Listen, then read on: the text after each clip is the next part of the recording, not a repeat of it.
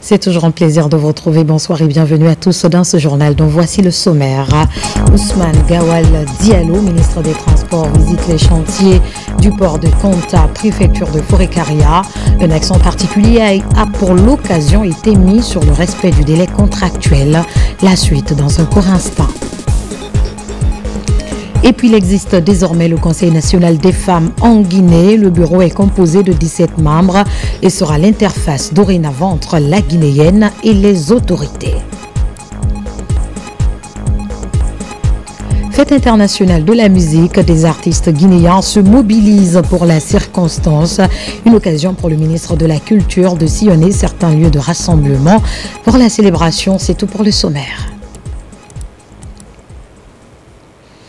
Encore une fois, bonsoir et bienvenue à tous. Le Premier ministre reçoit une délégation du conseil d'administration de Nimba Development Company. Le projet d'exploitation du minerai de fer en région forestière était à l'ordre du jour. Cette rencontre a permis aux parties de réaffirmer leur engagement à collaborer dans un esprit de gagnant-gagnant. La mission a été conduite au Palais de la Colombe par M. Sir Sam Jonah et le fondateur de Anglo Gold Ashanti. Compte rendu d'audience avec Falilou Diallo et Cheikh Sanoussi 5 ans. Une délégation composée du conseil d'administration de la société NDC et de ses partenaires investisseurs s'est entretenue avec les autorités guinéennes afin d'échanger sur le développement du secteur minier.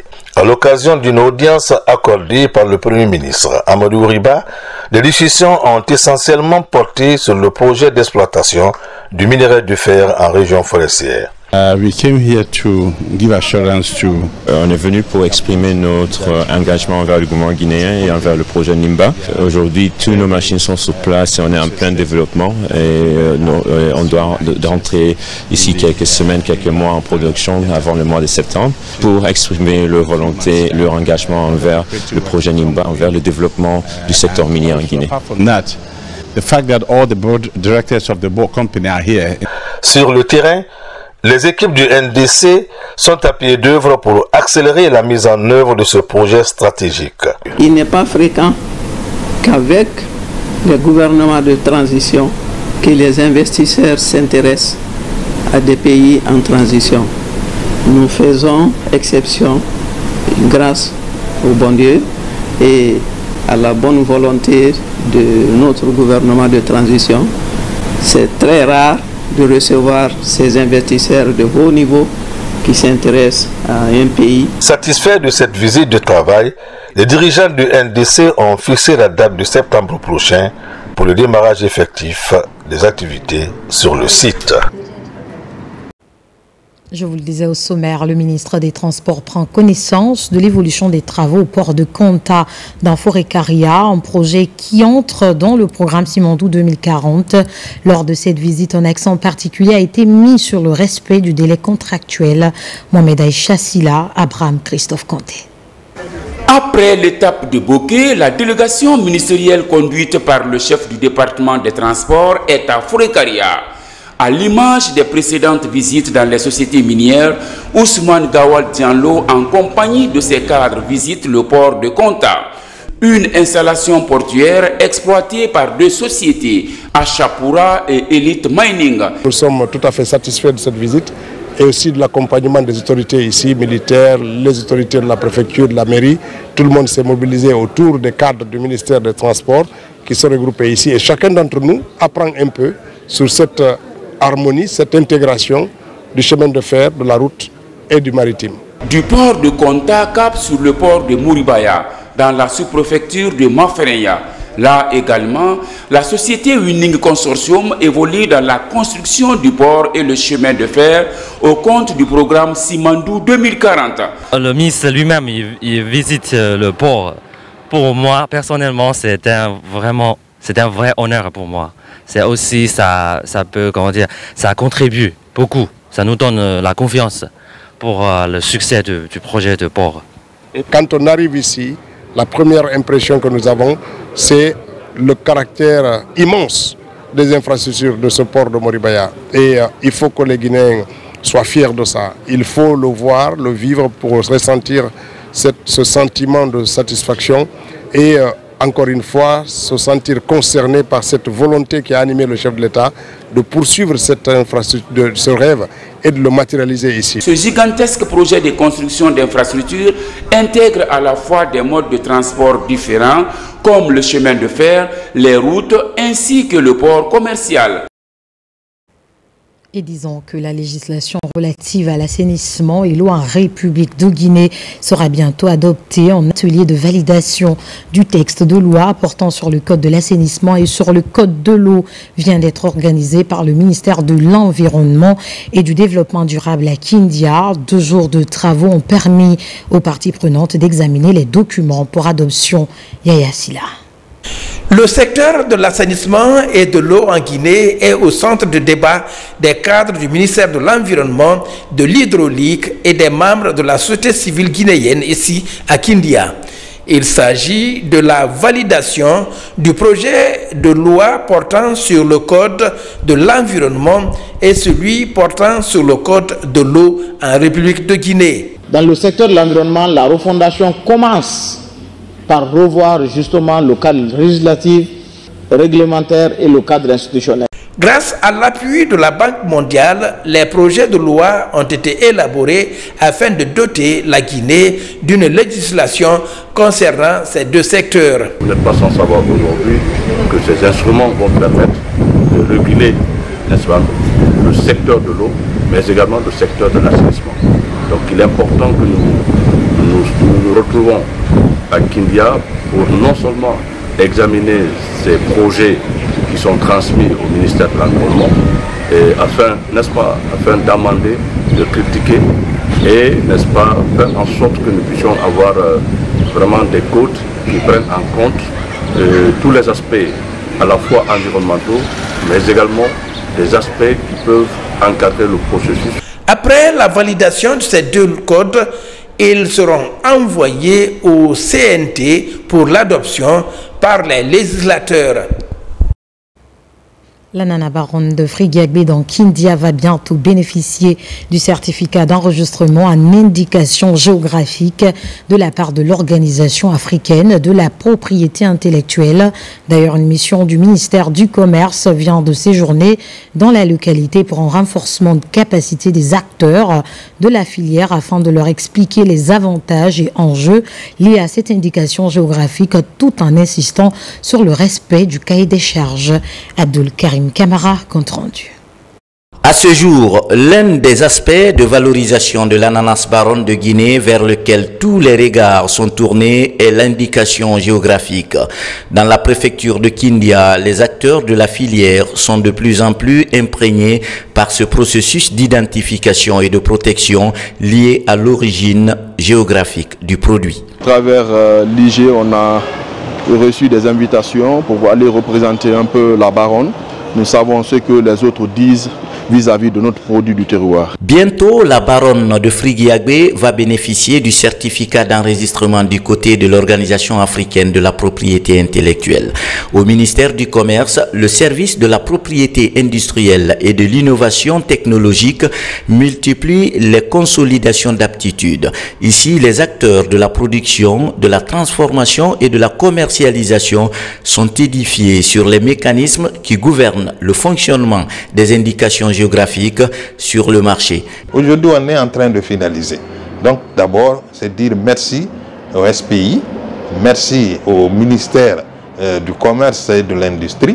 C'est eux qui nous ont accompagnés. Pour nous, c'est une totale satisfaction que ces services-là continuent à nous appuyer. Madame la ministre du Commerce, de l'Industrie et des PME a demandé, n'est-ce pas, au SPI de s'occuper de la labellisation de certains produits phares. Et je crois que cette orientation est alignée à l'objectif, n'est-ce pas, affiché par l'Organisation africaine de la propriété intellectuelle, qui demande à ce que les différents États membres de l'organisation inscrivent dans leur plan de développement la labellisation, n'est-ce pas, des produits du terroir comme étant, n'est-ce pas, une orientation directe vers le développement des localités. Au-delà des avantages liés à l'indication géographique, l'accent est beaucoup plus mis sur le respect du cahier des charges par le comité de contrôle ad hoc afin d'éviter que d'autres pays, membres bien sûr de l'OAPI, se positionnent mieux sur la question de la baronne.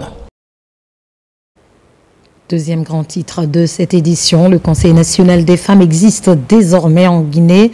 Composé de 17 membres, ce bureau sera l'interface entre la Guinéenne et les autorités. Ces femmes viennent de toutes les régions naturelles du pays. Mohamed de Camara, Alkali, Kobele Keita. Ce processus électoral enclenché depuis 2024 au niveau de toutes les régions du pays trouve son épilogue par la mise en place ce dimanche du Conseil national des femmes de Guinée. Un bureau de 17 membres composé des femmes venues des préfectures et des sous-préfectures du pays. Cette première assemblée générale constitutive porte à la tête des femmes de Guinée Mbalou Kaba, très connu dans le milieu des femmes, notamment à l'intérieur du pays. C'est un sentiment de joie et de satisfaction. Puisque ce Conseil national qui vient d'être mis en place aujourd'hui, c'était quelque chose de tant attendu par les femmes de la Guinée. Nous remercions d'abord Monsieur le Président de la République, le général Mamadi Doumbouya, puisqu'il vient de nous donner un trésor. Et nous, les femmes de Guinée, nous allons conserver ce trésor-là. Et nous lui disons merci. L'opération est garantie par les émissaires des ministères de la Justice, de l'administration du territoire, de la promotion féminine et de la société civile. La mise en place du Conseil national de Guinée, pour moi, est très stratégique pour la transition guinéenne actuelle, parce que c'est la première fois que la Guinée aura une plateforme structurée au niveau des femmes, ce qui va les permettre de participer de manière inclusive à la vie politique, économique et sociale de notre chère Guinée. Les 40 femmes concernées directement par le scrutin apprécient le déroulement du processus et se disent rassurées quant à la représentativité de cette couche qui représente 52% de la population guinéenne. J'ai un sentiment de joie, d'émotion, de satisfaction par rapport à l'élection du Bureau national des femmes-filles de Guinée. Ce bureau de 17 membres va désormais défendre les intérêts de la Guinéenne sur tout le territoire national et à l'international. Ce nouveau bureau sera présenté officiellement demain lundi au gouvernement pour prendre acte officiellement de son élection. À l'image des autres préfectures du pays, 2 couveuses viennent d'être offertes à l'hôpital préfectoral de l'Elouma, ce après la prise en charge gratuite de l'accouchement, ce dont s'inscrit dans le cadre de l'amélioration du système de santé maternelle et néonatale en Guinée. Sarafdin Diallo, Sonasagno. Depuis l'avènement du CNRD, l'accès universel à des soins de santé de qualité figure parmi les priorités du président général Mamadi Doumbouya. Partout à travers le pays, des infrastructures modernes émergent, accompagnées d'un équipement médical de plus en plus performant. Dans cette dynamique, le gouvernement, à travers le ministère de la Santé et de l'Hygiène publique, vient de doter l'hôpital préfectoral de l'Elouma de 2 couveuses, d'une clinique mobile et d'une ambulance médicalisée. Je suis particulièrement heureux car ce don contribue à sa vision de donner à nos populations des soins de santé de qualité à travers des infrastructures fonctionnelles, équipées et disposant d'un personnel qualifié. Ces 2 couveuses viennent à point nommé pour combler les équipements qui sont là et à travers ces équipements, nous allons essayer d'améliorer la santé néonatale et sauver les nouveaux-nés qui en ont besoin. La cérémonie de remise a mobilisé autorités administratives, sanitaires et citoyens. On remercie les donateurs pour l'obtention de ces couveuses et on recommande aux populations de l'Elouma d'en faire bon usage. Je demande aux parents d'enfants, aux mères, de faire confiance à notre équipe. Désormais, nous avons des équipements importants qui sont modernes pour la prise en charge des enfants. Après la gratuité des accouchements assurés par du personnel qualifié, ces nouvelles couveuses viennent renforcer la lutte contre la mortalité maternelle et néonatale à l'Elouma. À l'occasion de la Journée internationale de la lutte contre la drépanocytose, plusieurs activités ont été entreprises par la mairie de Ratema, parmi lesquelles figurent des dépistages gratuits, dons de sang et la distribution de produits pharmaceutiques. En seul objectif, lutter efficacement contre cette maladie héréditaire qui provoque des douleurs physiques et psychologiques. Moussa Bangoura, reportage. La mairie de Ratoma s'implique dans la lutte contre la drépanocytose. Ici, au siège de la commune, une panoplie d'activités est organisée pour mieux informer et sensibiliser la population. Ceux qui sont patients donc, vont profiter de ce don de sang. Ceux qui ne sont pas encore atteints sont sensibilisés et même ceux qui sont atteints sont aussi sensibilisés. Donc c'est une action qui nous permet d'aller profondément dans notre communauté et essayer de garder contact avec nos citoyens. C'est une activité citoyenne. Je pense qu'il faut qu'on pérennise ça, qu'on le fasse souvent, qu'on n'attende pas qu'il y ait des journées internationales pour s'activer. Il faut qu'on soit là pour nos frères et sœurs malades, il faut qu'on soit là pour les personnes qui ont besoin de nous. En plus de la sensibilisation, des consultations gratuites et distribution de médicaments, une séance de don de sang a marqué cette journée de lutte contre la drépanocytose dans la municipalité. Vous savez tous que c'est une maladie qui est méconnue au sein de la population. C'est qui les gens confondent la drépanocytose au rhumatisme articulaire. Raison pour laquelle nous venons vers cette communauté, les expliquer c'est quoi la drépanocytose, comment la maladie se transmet et qu'est-ce qu'il faut pour prévenir la maladie. Nous naissons avec ces douleurs, nous grandissons avec ces douleurs. Nous lançons un appel au CNT d'élaborer des statuts, d'élaborer aussi une loi sur cette maladie. L'ONG Action pour la santé, la Croix-Rouge communale, les jeunes leaders du CMC de Ratoma et la mairie unissent les efforts pour la réussite des actions sur le terrain. La santé mentale nous intéresse dans cette édition. Jeudi dernier, un panel avec pour thème « Dans nos têtes, briser les tabous, soigner les esprits et parler vrai » a réuni des experts en la matière. Ils ont chacun donné leur point de vue sur la problématique avant de prodiguer d'utiles conseils aux participants. C'est une initiative de NC Assurance et SACOM. Kerno Maroufba, reportage. C'est une journée d'échange sur la santé mentale. Ces femmes de l'administration publique et du privé parlent un même langage pour briser les tabous et soigner les esprits aux prises avec la souffrance psychique. Un espace où la parole se libère autour de plusieurs points comme le bien-être, c'est aussi mental. Ce que nous voulons faire aujourd'hui, c'est créer un espace utile pour poser des questions concrètes comme comment mieux repérer les signaux faibles ? Comment former celles et ceux qui sont en première ligne? Comment inscrire la santé mentale dans les politiques publiques, dans les entreprises, dans nos familles, y compris les nôtres, si fièrement africaines? On ne parle pas assez de dépression, on ne parle pas assez de stress. Or, on vit tous les jours dans ça. Nous sommes beaucoup plus exposés, beaucoup plus vulnérables que d'autres sociétés organisées. Alors donc ça devrait être un sujet principal pour nos autorités, pour nous, pour tout le monde. Même dans l'éducation, à l'école, de parler de cela, c'est super important. Ce cadre d'échange est suivi d'un panel qui porte essentiellement sur l'aspect psychologique des femmes dans leur vie.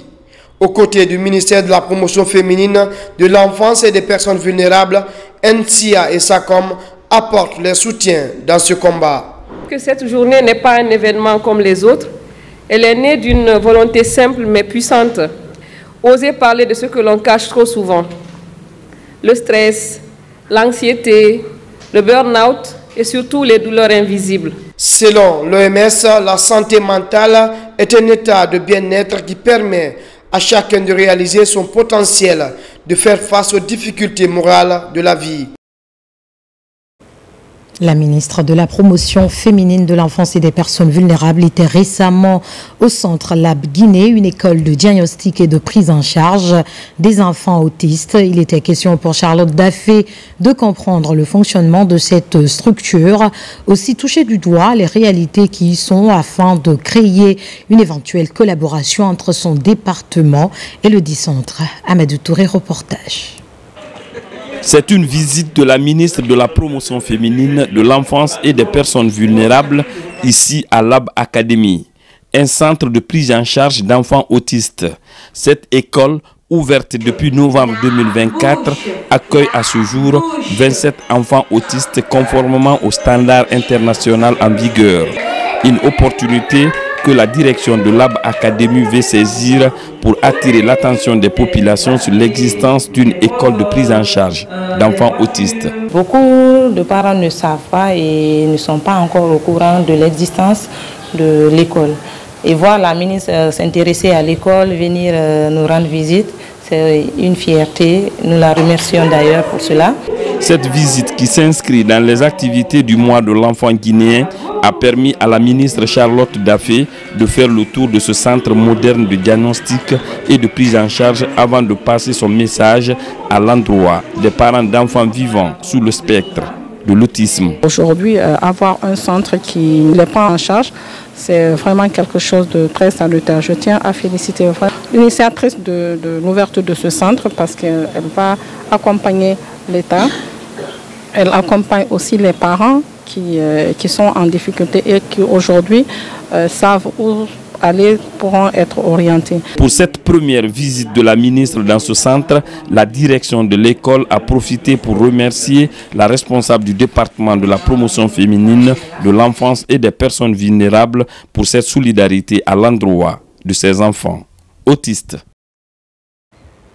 À Forêt-Caria, près de 3000 cartons de cuisses de poulet impropres à la consommation viennent d'être incinérés. Ces denrées alimentaires avariées ont été saisies au port autonome de Conakry par les agents de la Direction nationale des services vétérinaires du ministère de l'Agriculture et de l'Élevage. Fodé Camara pour plus de précisions. Dans la préfecture de Forêt-Caria, à Maferenya, loin du regard de la population, la Direction nationale des services vétérinaires du ministère de l'Agriculture et de l'Élevage procède à la destruction, à l'incinération et à l'enfouissement de près de 3000 cartons de cuisses de poulet impropres à la consommation. Une saisie réussie grâce au service déconcentré de la Direction nationale des services vétérinaires postés au port de Conakry. Les services vétérinaires du port ont procédé à la saisie d'un conteneur frigorifique contenant de 2733 cartons de cuisses de poulet altérées. À l'ouverture du conteneur, nous avons senti la putréfaction des produits.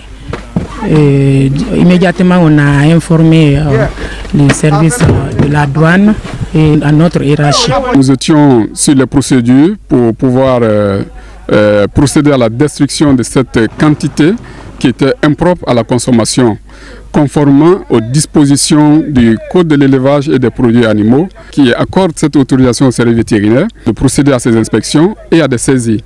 Et lorsqu'il y a des saisies, la destruction doit se faire sous la surveillance des services vétérinaires. Dans cette opération d'enfouissement, tous les services de l'État impliqués dans la lutte contre les produits prohibés sont représentés, notamment l'Office du contrôle de qualité et l'environnement. Cet enfouissement est en train de bien se passer dans les normes de l'environnement. Nous sommes en train de faire un enfouissement rationnel et écologique parce que nous sommes venus dans une zone sans agglomération et mis à côté des cours d'eau. D'abord, la machine va écraser, broyer. Pour la préservation de la santé publique, l'Office du contrôle de qualité du ministère du Commerce et la Direction nationale des services vétérinaires du ministère de l'Agriculture et de l'Élevage travaillent conjointement.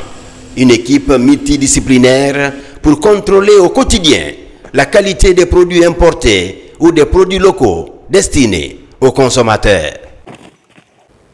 Dans l'actualité encore, les agents vétérinaires de la région de Boké étaient récemment en conclave. Il était question de renforcer leur capacité sur la communication d'un outil de travail pour faciliter la remontée des informations sur les maladies animales. Younoussa Tawel Kamara pour en savoir plus. Les agents vétérinaires de la région de Boké renforcent leur capacité sur l'utilisation de la nouvelle version de l'application EMA-I+ en presse. Un outil de travail qui pourrait faciliter la remontée des données fiables et en temps réel sur la santé animale. C'est une initiative du ministère de l'Agriculture et de l'Élevage à travers la direction des services vétérinaires en vue de fortifier davantage la surveillance des maladies animales dans la région. Nous demandons à tous les participants de prêter une attention particulière au module de ce présent atelier dans un but d'améliorer de façon significative la surveillance épidémiologique pour l'amélioration de la santé animale et humaine dans notre pays. L'objectif de l'atelier, ce n'est pas d'autre chose, c'est pour que vraiment les agents soient outillés sur l'application EMA et plus et Impresa et plus dans la remontée des informations.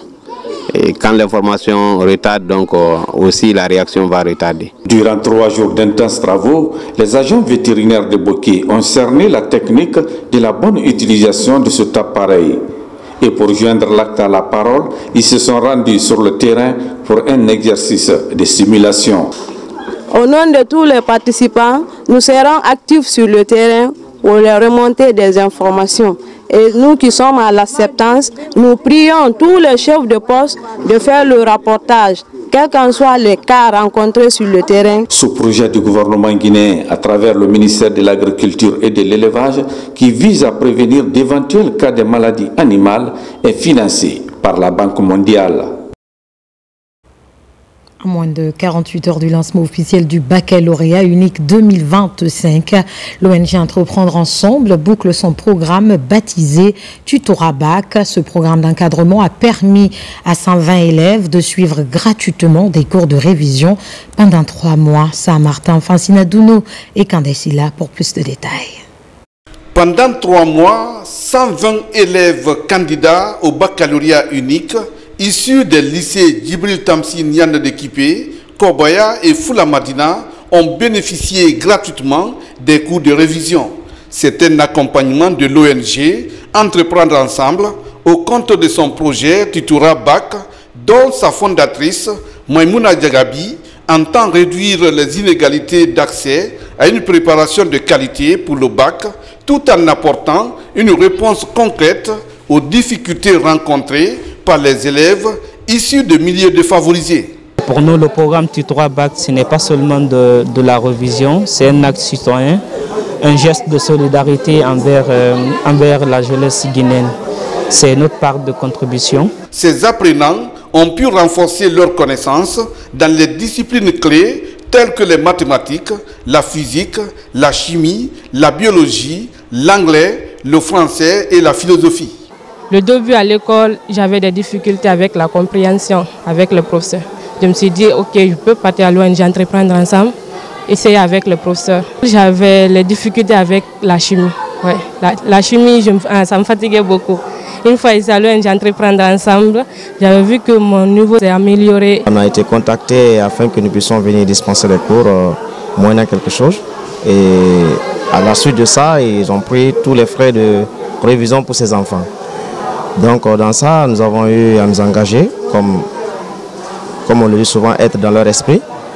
On s'est pas mal battu pendant tout au long de ces 3 mois. L'édition 2025 du projet Tutorat Bac s'achève sur une note d'espoir avec une remise de boîtes mathématicales aux candidats récipiendaires de ce projet, laissant derrière elle une trace indélébile dans le parcours de nombreux jeunes élèves de Conakry, désormais mieux outillés pour affronter les épreuves du baccalauréat unique avec brio afin de réussir leur avenir académique. Dans un autre registre à Beila, l'unité devient une force et la paix en choix collectif. C'est ce qui ressort de la rencontre de concertation entre filles et fils de la localité. Par la même occasion, ils ont réaffirmé leur engagement à soutenir le CNRD dans sa vision de refondation. L'ancien Kamisoko, Mohamed Salioupa et Mohamed Lamine Diallo. Dans la préfecture de Beila, une rencontre de concertation et d'échange vient de rassembler les forces vives de la localité autour d'un objectif commun, renforcer l'unité, consolider la paix et soutenir les actions du CNRD en faveur d'un développement durable. Depuis que je suis là pour la première fois, je vois la maison des jeunes remplie comme ça. Les gens sont venus de partout, toutes les sous-préfectures de Beila. Nous devons savoir que nous sommes un. Il faut qu'il y ait la paix pour que on puisse aboutir à un développement. Vous avez répondu massivement à cette invitation. Cela me rassure davantage.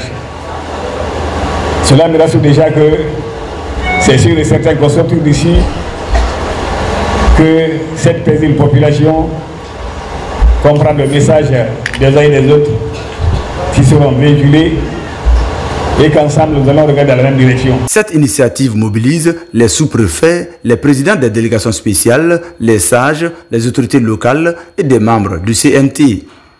De nous mettre au-dessus de ce qui nous divise pour que tous les enfants de Béla, tous les fils de Béla puissent se mettre ensemble pour soutenir le plan de Mamadou Doumbouya ensemble. Donc c'est ce travail-là que nous avons fait et nous sommes contents que les jeunes leaders aient compris. Aujourd'hui, toutes les structures qui existaient à Béla, les leaders d'opinion, les mouvements de soutien, ont tous décidé de se retrouver au sein de cette nouvelle plateforme qu'on a appelée la Bonne Cause, c'est le nom de la structure, qui a pour objet non seulement d'unifier les fils de Béla, mais de faire aussi la promotion des idéaux du président de la République. Cette rencontre est l'engagement fort des fils ressortissants en faveur de la cohésion sociale. Plusieurs actions de développement durable ont été enclenchées dernièrement à Tegueria, une des localités les plus enclavées du pays. On peut citer entre autres une forte opération de reboisement et un projet de réalisation d'un poste de santé. On en sait davantage avec Mamadou Patebaldé, notre correspondant basé sur place. Les pistes de Tegueria se retrouvent dans l'une de ces localités. Pour cette 4e édition, le secteur de Koufa est à l'honneur. Ici, les citoyens ont procédé au lancement d'une vaste campagne de reboisement où plusieurs espèces à croissance rapide ont été mises à terre. Nous avons presque perdu la valeur de la nature sans se rendre compte. Alors pour une prise de conscience, nous voulons donner un exemple et demander à toute la population et à toutes les autorités ainsi que toute la République de la Guinée de nous venir en aide pour sauver la forêt de Tegueria. À Koufa, les habitants ne disposent qu'une école primaire peu fonctionnelle. Pas de poste de santé. Les malades et les femmes enceintes parcourent chaque jour 28 km pour bénéficier de soins au centre de santé de Tegueria. D'où l'idée de construire un poste de santé de proximité. Si nous sommes contents aujourd'hui, on dit que le Koufa va bénéficier au moins un poste de santé. Vraiment, c'est très bon pour nous parce que nos sœurs, nos mamans souffrent. Et nous traversons un bac. Ce bac-là date de 1962. Soit aujourd'hui 63 ans. C'est devenu vétus, la traversée difficile, accès très difficile auprès du gouvernement qui ne cesse d'accroître le développement des localités.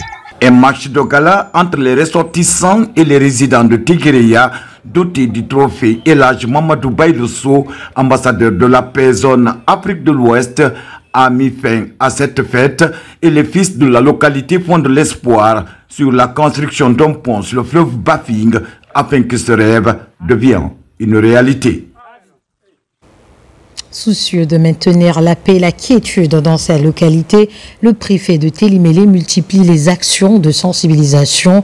Dans les sous-préfectures visitées, il a véhiculé des messages d'unité et de fraternité du chef de l'État, le général Mamadi Doumbouya.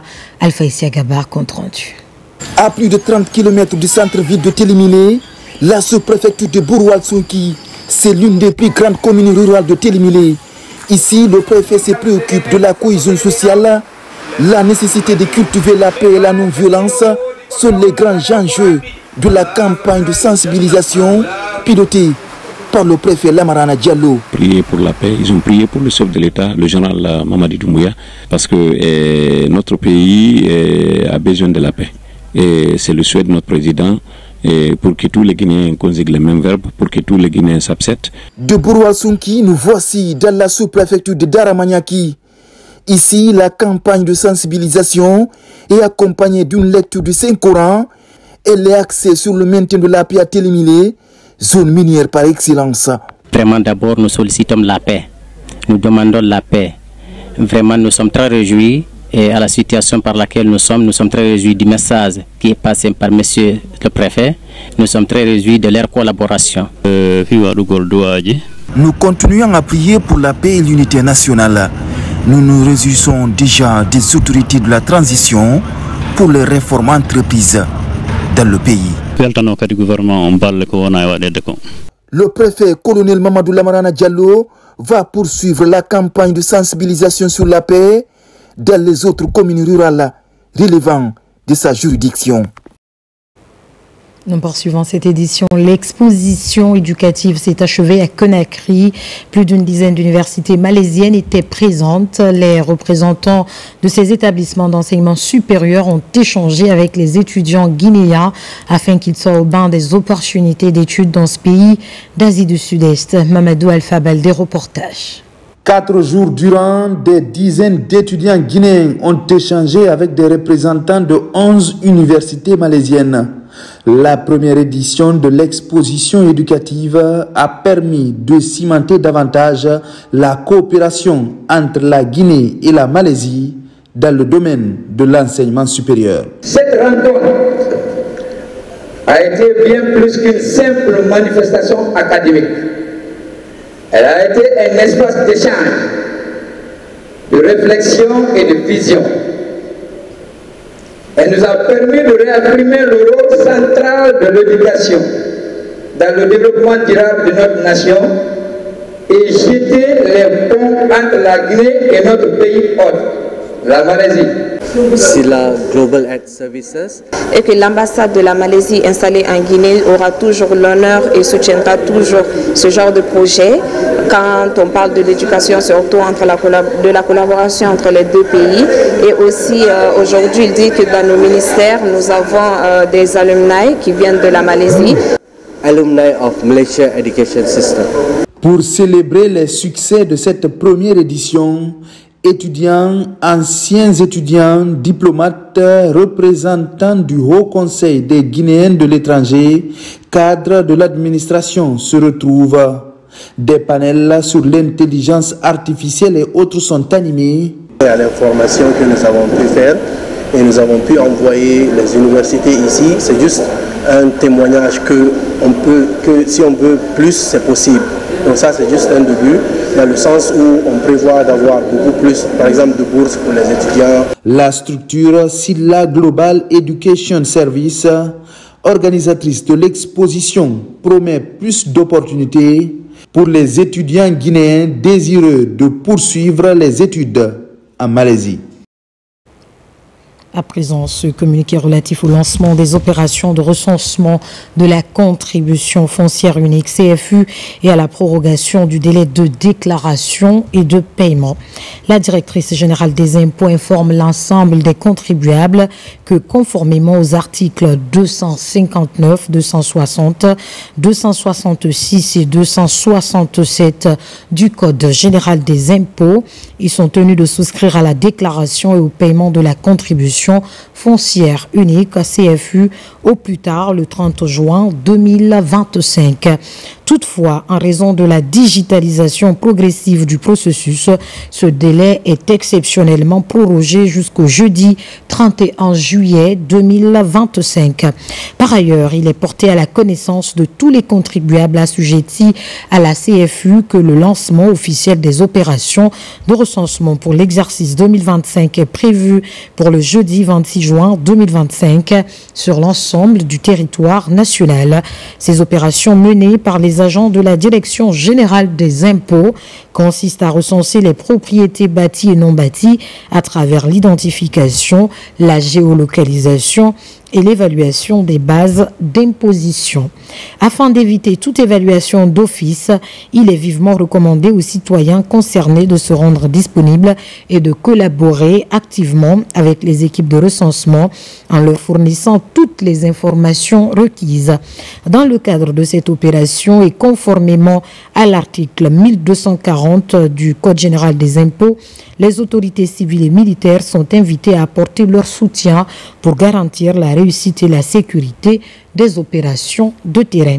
La Direction générale des impôts sait pouvoir compter sur l'esprit de civisme et de responsabilité de toutes et de tous pour la bonne conduite de cette campagne. Qu'on a écrit le 20 juin 2025, la directrice générale Fatoumata Foula Diallo. À Kouroukoro, préfecture de Kouroussa, une cérémonie de lecture de Saint-Coran vient d'être organisée en faveur de la paix et de l'unité nationale. C'était aussi l'occasion de prier pour la réussite de la transition. Encore Nabi Kamara. Les fils résidents et ressortissants de Kouroukoro Oulada ont organisé la lecture du Saint-Coran et fait des prières pour notre chère Guinée et la réussite de la transition en cours. Plusieurs imams du pays étaient venus pour la circonstance se joindre à cette sous-préfecture de Koursa pour implorer la grâce divine afin que les fils résidents et ressortissants de Kouroukoro, Oulada, soient toujours unis et solidaires aux côtés de leurs frères et sœurs de Guinée en vue de participer pleinement à la refondation de cette nation dans la paix et la quiétude. La lecture du Saint-Coran est faite pour l'ensemble des populations guinéennes, particulièrement les autorités de la République. Grâce à elle, le développement commence à se faire sentir dans toutes les 4 régions naturelles du pays. Donc, donnons-nous la main pour faire avancer notre Guinée. Les invités étaient nombreux, venus soutenir les fils de Kouroukoro dans leur mobilisation autour des idéaux de paix, d'unité et de solidarité entre les Guinéens. Je dirais que c'est une journée bénie. Donc je ne peux que rendre grâce à Dieu et remercier tous ceux qui sont à l'origine de cette cérémonie, les encourager à continuer cela. Parce que l'unité nationale dans un pays, ça commence d'abord par l'unité dans les familles. Donc si nous réussissons dans notre pays à accumuler ces différentes unités nationales, eh bien, nous pourrons être fiers d'avoir l'unité de la nation guinéenne. La 5e édition sera plus grandiose que cette fois-ci. Dans le volet sport, la Fédération guinéenne de basketball a lancé son championnat national de première division ce week-end. 14 clubs masculins et 12 clubs féminins sont engagés dans la compétition. Un match d'ouverture, le centre fédéral a dominé le COK de Bokeh. Chez les dames, Black Mamba a pris le dessus sur Magic Basket. Voyons tout cela avec Abdoulaye Diallo et Sadouba. Après tant d'années de léthargie, l'élite du basketball guinéen reprend ses droits. Les 14 meilleurs clubs masculins et les 12 clubs en série dames issus des ligues régionales retrouvent le parquet du Palais des Sports de Conakry. Un moment de communion autour de la balle orange. Notre objectif est clair, offrir un spectacle sportif de qualité, occuper sainement la jeunesse à travers la pratique sportive, détecter et promouvoir de nouveaux talents et surtout renforcer la cohésion nationale par le sport. La nouvelle fédération nous prouve effectivement que le basketball guinéen s'est réveillé.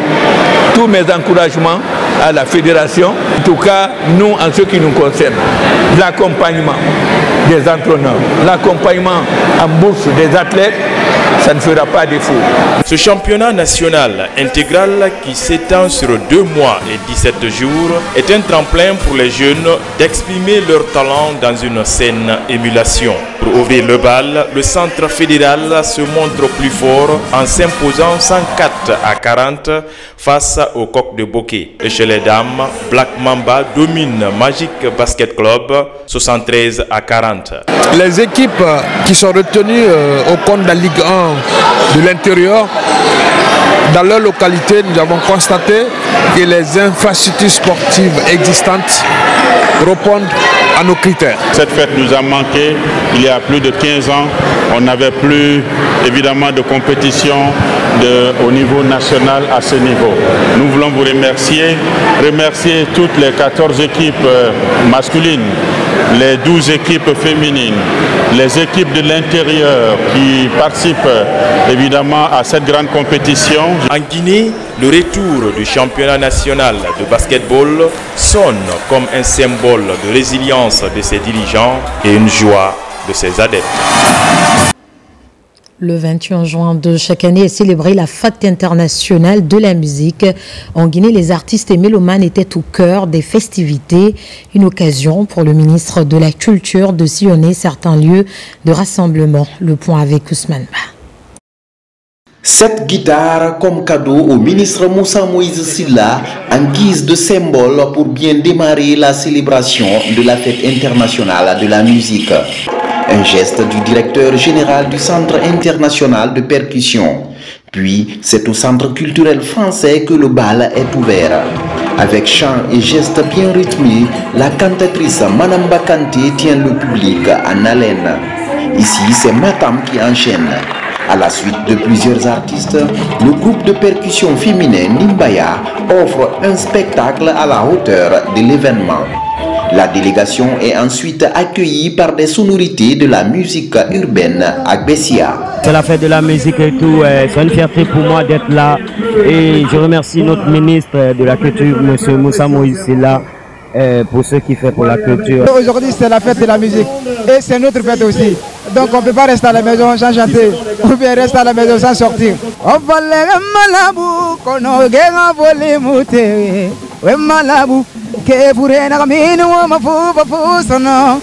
Plaza Diamond, c'est l'apothéose.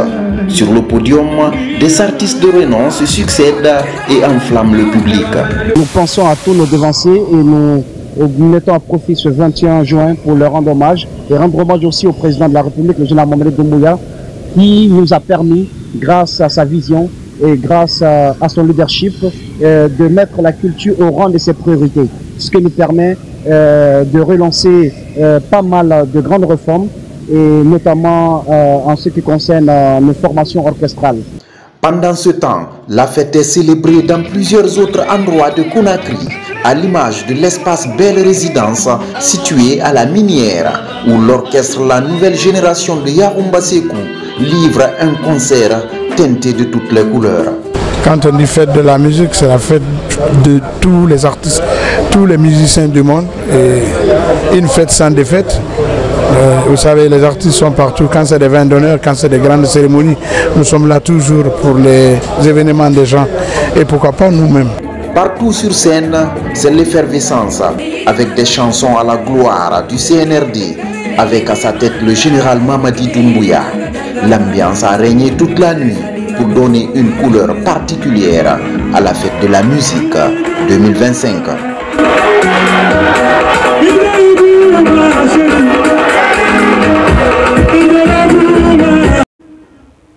C'est la fin de ce journal. Merci à tous de l'avoir suivi.